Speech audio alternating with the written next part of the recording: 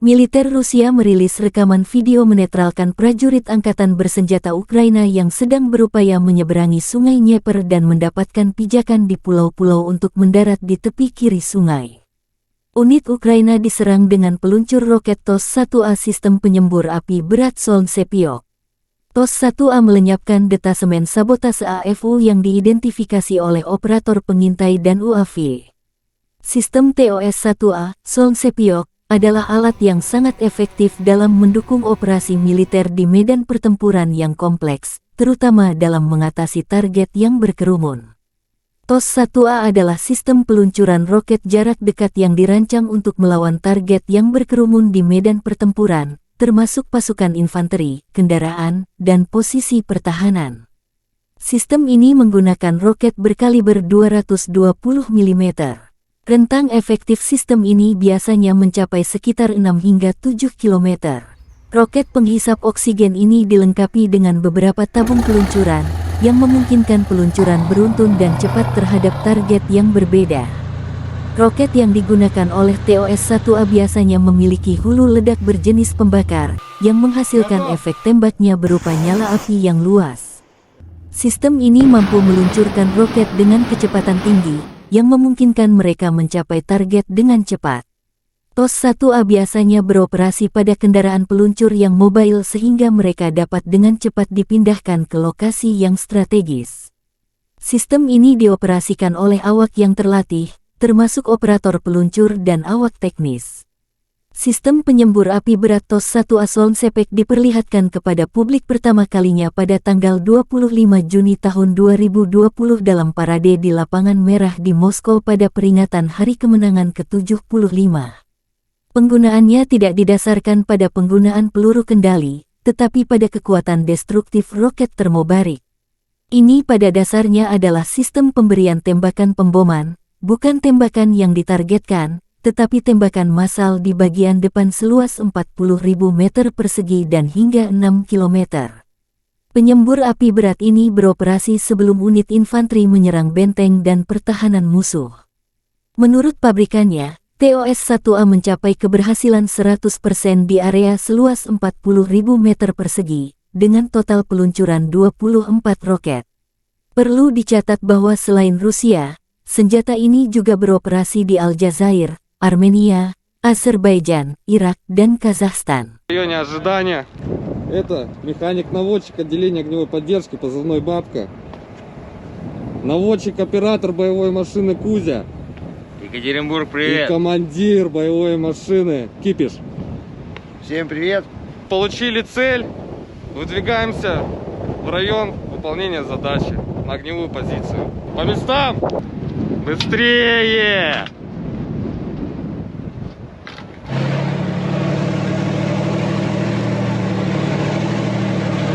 Я командир боевой машины. Сейчас я вам расскажу, как все это происходит в действии, пока командир получает координаты. Включили рацию, вышли на связь. Я разблокирую башню. Вот так вот разблокируется башня. Все, разблокировали башню. Получили координаты. Я записываю их.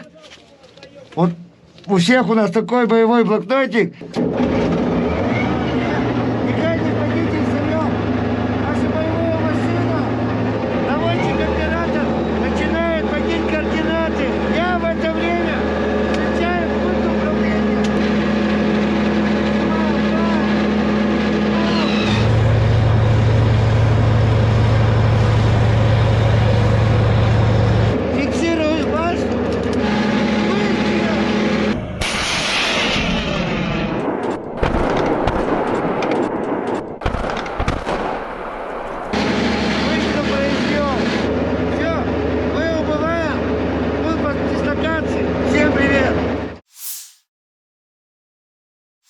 Howitzer D-30122 memilik distrik militer barat Rusia menghancurkan posisi angkatan bersenjata Ukraina di arah Kupiansk. Pasukan artileri melancarkan serangan ke area di mana kendaraan lapis baja dan tenaga kerja AFU berkumpul. Penembakan dilakukan pada jarak 15 km dengan amunisi fragmentasi berdaya ledak tinggi, demikian keterangan video Kementerian Pertahanan Rusia. Howitzer D-30 dikembangkan di Uni Soviet akhir tahun 1950-an. Howitzer ini mulai digunakan oleh Angkatan Darat Soviet pada tahun 1960. Pada saat diperkenalkan, howitzer ini memiliki sejumlah fitur canggih. Itu diproduksi dalam jumlah besar dan diekspor ke Sekutu Soviet. Setelah runtuhnya Uni Soviet, sejumlah besar howitzer D-30 diserahkan kepada negara-negara penerusnya. Saat ini howitzer lapangan ini beroperasi di setidaknya 50 negara di seluruh dunia. D-30 digunakan dalam perang yang tak terhitung jumlahnya. Sekarang sistem artileri ini telah berusia lebih dari 60 tahun. Invasi Rusia ke Ukraina menjadi palagan meriam derek ini banyak digunakan baik Rusia dan kubu Ukraina. Meski tergolong jadul, D-30 terbukti menjadi howitzer yang sederhana, andal, dan serbaguna. D-30 memiliki desain yang tidak biasa dengan gerbong 3 jalur dengan pelat tengah. Kereta ini memungkinkan lintasan 360 derajat dan menembak pada sudut ketinggian manapun. Ia memiliki persenjataan 122 mm. Howitzer ini menggunakan amunisi terpisah dengan peluru dan muatan. D-30 menggunakan amunisi yang sama dengan howitzer M30 Soviet era Perang Dunia II. Ia menggunakan bahan peledak tinggi HE, fragmentasi bahan peledak tinggi HEFRAG anti-tank dengan bahan peledak tinggi, hit pembakar, asap, dan cangkang penerangan. Jarak tembak maksimum adalah 15,3 km. D-30 juga kompatibel dengan peluru berpemandu laser 122 mm Kitolov Rusia. Howitzer ini memiliki awak 5 orang. Howitzer ini dapat dipindahkan dan dipindahkan dengan cepat. Diperlukan waktu sekitar 1,5–2,5 menit untuk mempersiapkan sistem artileri ini untuk menembak. D-30 biasanya ditarik oleh truk 6x6 yang juga membawa awak dan amunisi. Di beberapa unit kapal pengangkut lapis baja MT-LB digunakan sebagai traktor artileri. Howitzer ini dapat dijatuhkan dari udara menggunakan platform parasut khusus.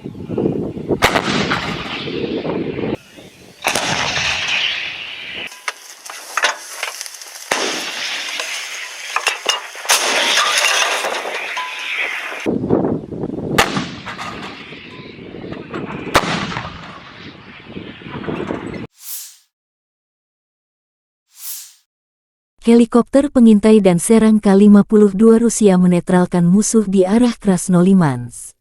Setelah menerima koordinat target, pilot helikopter serang K-52 memasuki jalur tempur dengan kecepatan sekitar 250 km per jam. Dengan menggunakan sistem rudal anti-tank Viher-M, para kru menyerang kendaraan lapis baja musuh dengan sangat akurat. Untuk menghancurkan tenaga kerja dan target area, seperti benteng musuh, digunakan rudal pesawat S-8 yang tidak terarah, yang peluncurannya dilakukan dengan menggunakan teknik pitching. Selama pekerjaan tempur, awak K-52 menghancurkan kendaraan lapis baja dan benteng nasionalis Ukraina, demikian pernyataan resmi Kementerian Pertahanan Rusia. K-52 merupakan pengembangan lebih lanjut dan versi 2 kursi dari K-50 Hokum yang terkenal. Helikopter serang ini mulai beroperasi dengan Angkatan Darat Rusia dan produksi skala kecilnya dimulai 2008. K-52 adalah salah satu helikopter serang tercepat dan paling bermanuver karena 2 rotor utama yang berputar berlawanan koaksikal. Armor kapal tempur ini tahan terhadap serangan proyektil 23 mm. Pilot duduk di kursi lontar. Kapal tempur ini dipersenjatai dengan meriam 30 mm dan hingga 12 rudal anti-tank Viher. Pesawat ini juga dapat membawa roket terarah dan rudal udara ke udara Igla-V. K-52 dilengkapi dengan sistem manajemen medan perang dan dapat bertukar data dengan helikopter lain, serta sumber pihak ketiga. Helikopter ini juga diperuntukkan sebagai pos komando udara sekelompok helikopter. Ini menyediakan deteksi target dan mengkoordinasikan serangan. Helikopter ini banyak digunakan selama invasi Rusia ke Ukraina sejak 2022. Ada banyak kasus ketika K-52 terkena rudal permukaan ke udara yang diluncurkan dari bahu, namun berhasil melakukan pendaratan terkendali.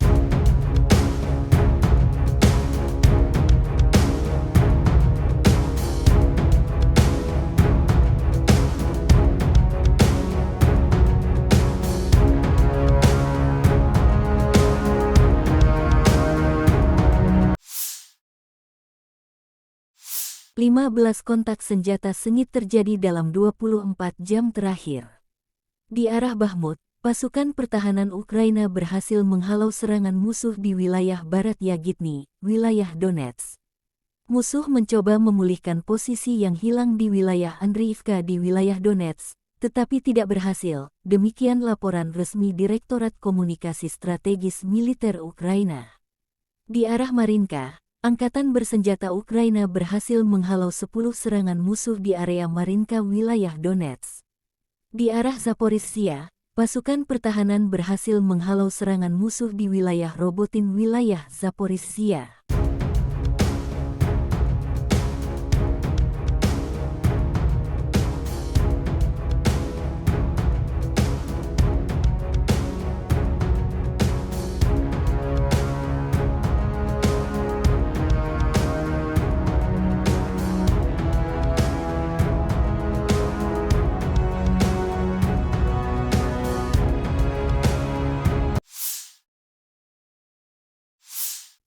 Angkatan bersenjata Ukraina melakukan operasi ofensif ke arah Melitopol.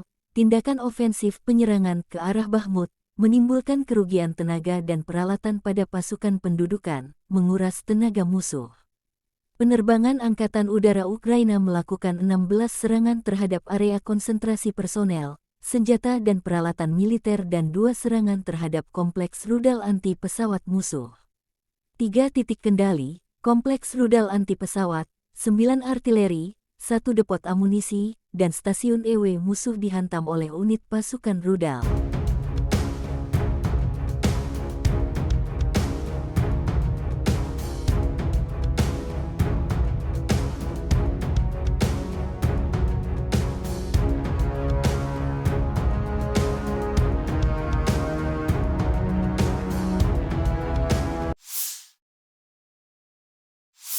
Panglima Angkatan Bersenjata Ukraina Jenderal Valery Zaluzhny bersama Kepala Staf Umum Jenderal Serhiy Sabtala briefing dengan para komandan dan komandan brigade kelompok operasional strategis. Kami berdiskusi dan menyepakati urutan langkah kami, dengan mempertimbangkan perubahan situasi operasional di garis depan, aktivitas musuh dan segala kemungkinan ancaman. Meskipun ada perlawanan sengit dari musuh, para pembela kami terus melakukan tindakan ofensif tanpa henti dan tegas demi pembebasan wilayah Ukraina, kata Zaluzhny. Presiden Ukraina Volodymyr akan menyampaikan pidato Pekda Sidang Umum PBB di New York hari ini. Segera setelah tiba di New York, Zelensky mengunjungi tentara Ukraina yang menjalani perawatan media di sana.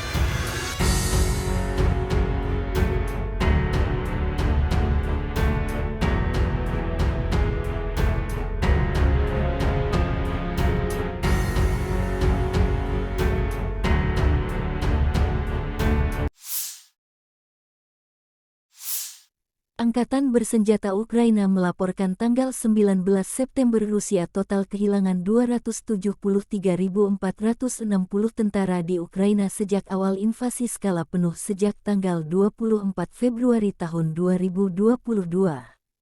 Jumlah ini termasuk 520 korban yang diderita pasukan Rusia dalam 24 jam terakhir.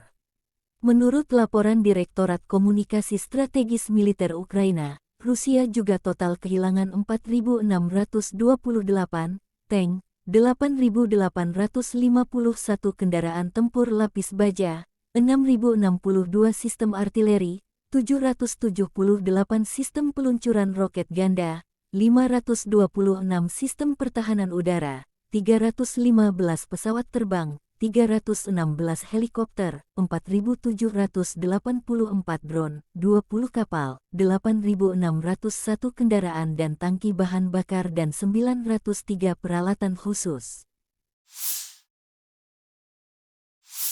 Terpisah, Kementerian Pertahanan Federasi Rusia melansir Angkatan Bersenjata Ukraina secara total kehilangan 473 pesawat terbang, 249 helikopter, 6.903 kendaraan udara tak berawak, 437 sistem rudal pertahanan udara, 11.960 tank dan kendaraan tempur lapis baja lainnya. Juga 1.151 kendaraan tempur yang dilengkapi MLRS, 6.444 meriam dan mortir artileri lapangan, serta 13.167 kendaraan bermotor khusus militer hancur selama operasi militer khusus.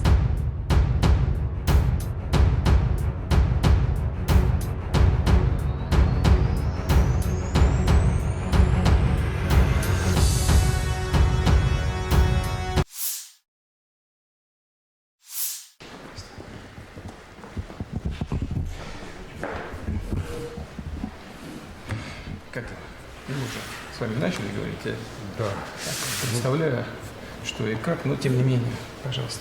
Во-первых, рад вас приветствовать в Ижевске, в оружейной столице России, в День оружейника. И хотел бы начать со слов благодарности. Вы приняли решение и поддержали инициативу партии «Единая Россия» о присвоении почетного звания Российской Федерации город трудовой доблести городу Воткинску за большой вклад в победу в Великой Отечественной войны. Для нас это действительно большая честь, и от всех заводчан хочу вам сказать спасибо.